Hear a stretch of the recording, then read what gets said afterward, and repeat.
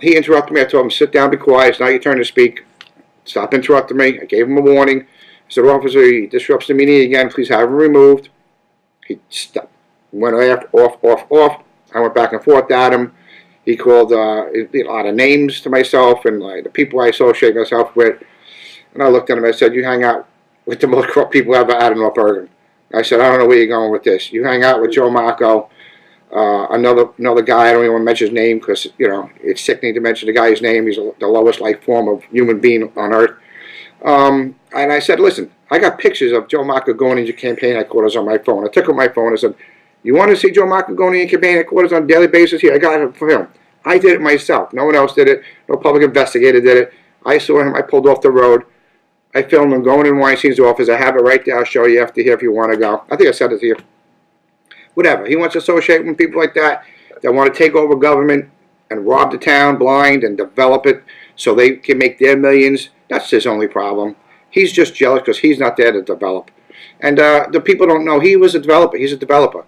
All right, he came before the board that I chaired, that we sat on. He came right before the zoning board for, I think, a 12-story unit over his Tully Avenue liquor store.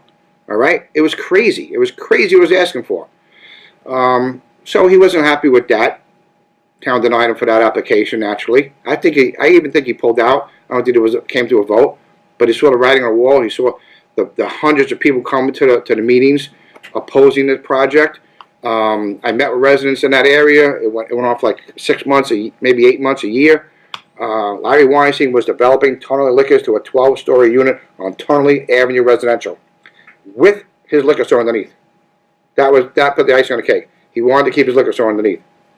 So saying that, he's a developer himself. Now let's talk about where he came from. That's number one. He's mad at the town because he couldn't build that. He was mad at the town because he had a partner or a manager in his liquor store that opened up a liquor store across the street that legally he couldn't stop anybody from opening up a business. They went through proper channels. He held it up for like a year, 2 years, or 3 years before the zoning board. He must have spent $1 million to stop that liquor store. And we always said, why are you doing this? Let the guy open. It's business, you know. He's way over there, you're way over here. So he was mad at that. And that's what turned him against the administration, because he couldn't get what he wanted. So he didn't buy his house in 2011, so he couldn't run on a ticket. But he backed the ticket in 2011. That got slaughtered. So he figured maybe, you know what, maybe he wanted to take a shot at it. He won't be a candidate. So yeah, I think one of his corporations buys a house in North Bergen, 7414 4th Avenue. And if you pass it, you'll never see him there. You'll never see cars there. You'll see the same light on in the living room, probably on a timer. Sometimes you see like newspapers in the front, like it's been there for like a week or two. But now it's closer to election time, so now he's showing his face a little bit more. Maybe he's sleeping there a little bit more now. I don't know. But his wife and kids are up in Franklin Lakes. His 2 kids are enrolled in the Franklin Lakes school system.